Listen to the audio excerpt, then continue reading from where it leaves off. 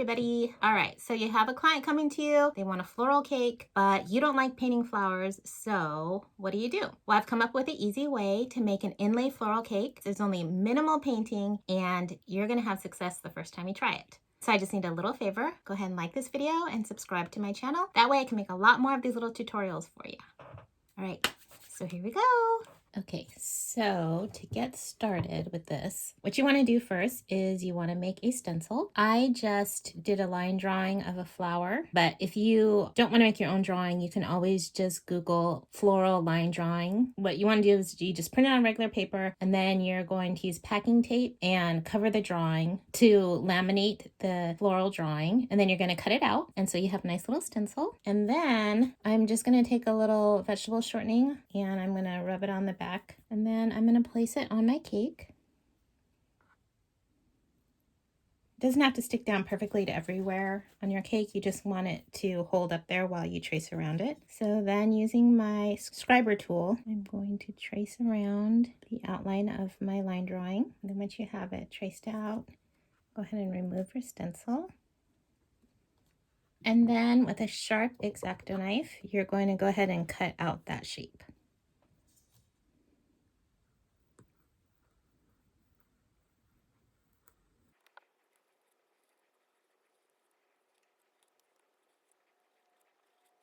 And it's good to cut into the part that you're going to be removing, like how I'm cutting in to run past the lines. It's better than cutting outward into the part of the fondant that you want to keep. And then go ahead and remove the fondant you are getting rid of. If you're doing this on a dummy cake or display cake that's styrofoam inside, I just covered the dummy with vegetable shortening. That way it's easy to remove. If you had put water on your dummy, then it's going to be hard to remove.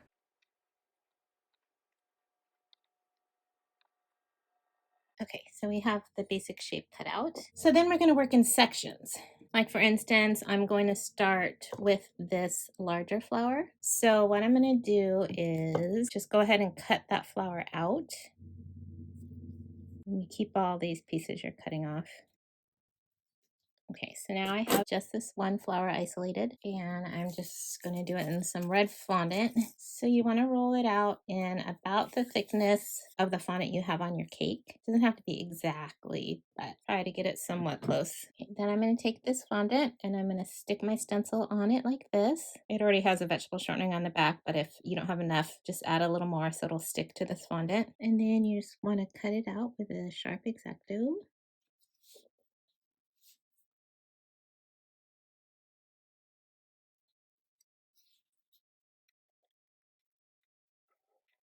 I really just flip it over, squeeze it into the contours of my stencil.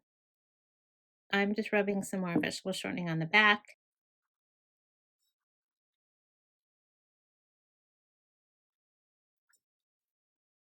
And I'm going to push it into where this was on the cake. And it may not line up exactly, and that's fine. So I have it on there. I'm going to peel my stencil off. And I'm going to use my finger just to work it into the negative space.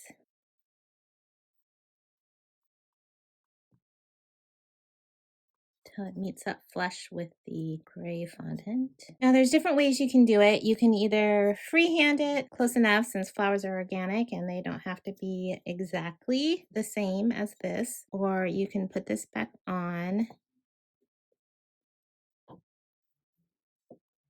and then roughly trace over the lines.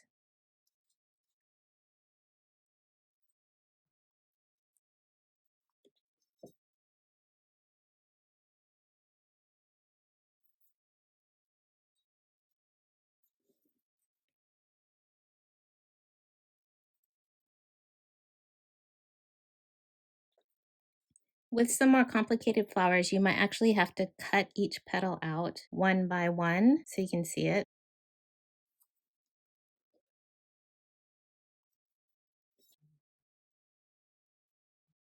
But I would usually just hold it up and then score one line, come back in with my tool, lightly trace over it. The reason why I'm not doing all the lines at once is just because once you do one line, it kind of pushes the other one out and you can't see it that well. If find this to be easier. And once I have enough lines in, I can just go in and sort of freehand it. So now we have our score lines in. And this tool is so great because it has this tapered point. It's called the scriber tool. There's different tools you can use if you don't have something like that. Maybe one of these tools. Then you're going to look at what is in the foreground, what is in the background. So this center is going to be pushed forward. So go in with your tool and you're going to push back the petal behind it.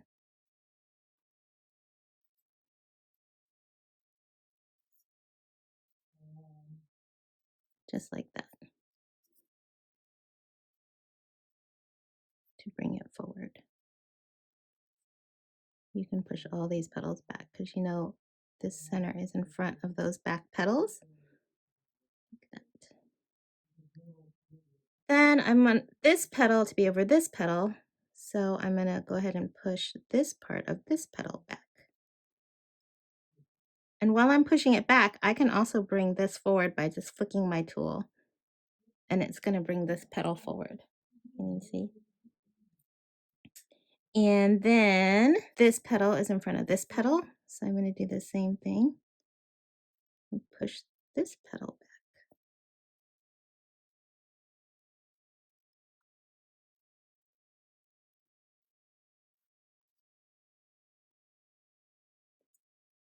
And this petal is in front of this petal.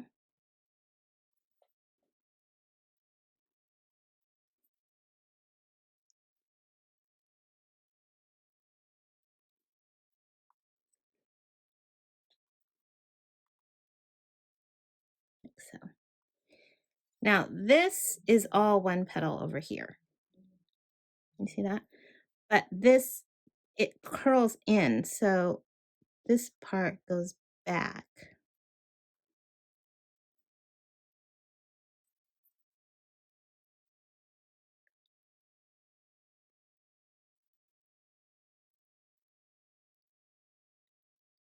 So I'm going to bring this section of that petal forward. And then this whole section needs to be in the background. So I'm going to try to push that whole back part of this petal down.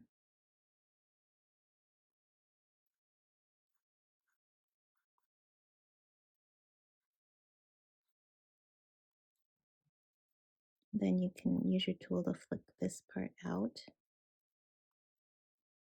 Like so. You can use your fingers, whatever you need.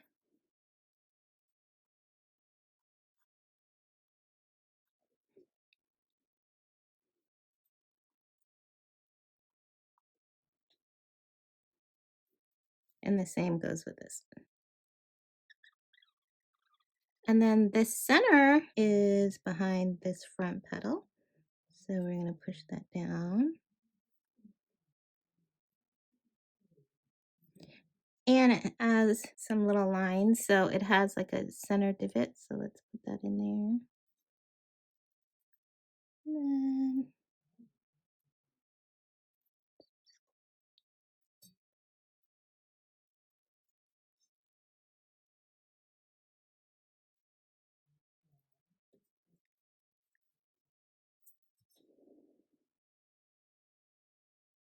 And then you have the opposite situation where you need to bring this petal in front of these bottom petals. All you're doing is using your tool to tuck one petal behind the next.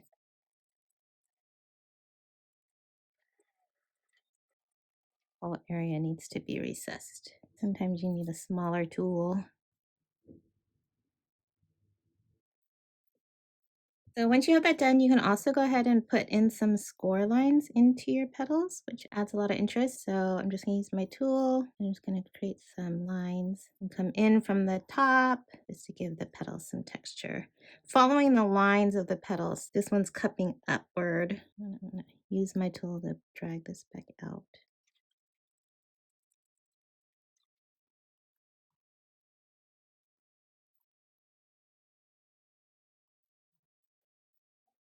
Continue on with some leaves and the stem. So for something like this, it doesn't have to be perfect. You just have to get a piece of fondant that's roughly the right size, and then I'm just going to work it into there. So I'm going to press this leaf underneath this petal since it's peeking out from behind the petal. So once you figure out what is behind what, that's practically the whole concept of this. I want it to have a center line, and I want this leaf to turn, so I'm going to draw a little line like that, and then tuck this part of the leaf underneath that fold, and then this line is going to disappear behind that. And then this leaf goes over the stem. You can add more detail if you want.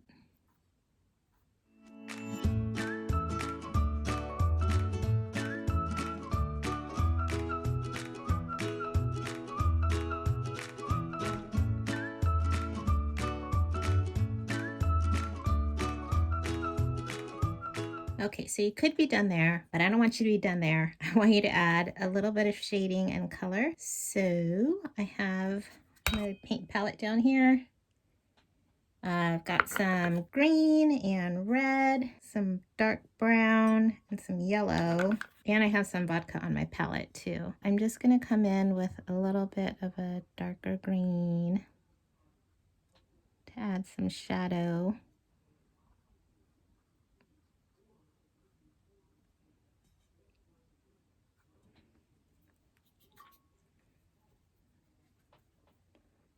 Very loosely, like watercolor. Sort of get into some of the crevices. So I put color on and then I dip my brush into some vodka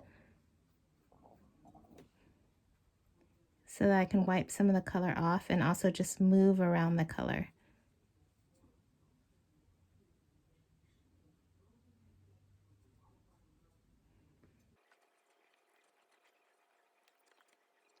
So dip your brush in the color, smear it on over the crevice lines, and then I wash my brush off with water. I dip it in a little clean, clear vodka, and then I'm just rubbing it around the protruding leaf part to wipe off some of the color from the top surface, leaving the darkness in the creases. And I'll do that a lot. I'll add color, and then I'll take away color, then I'll add more color until I'm happy with the result. Keep a paper towel near you so you can dab your brush. And then I'm going to do the same for the red. So I'm just going in with a darker red around the shadow area for now.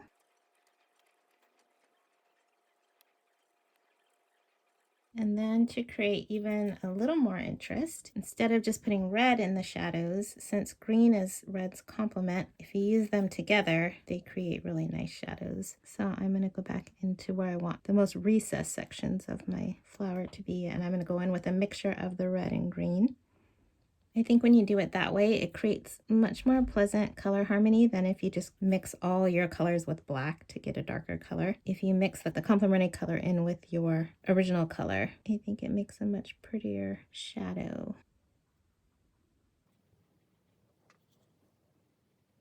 And for the center, going in with a little brown.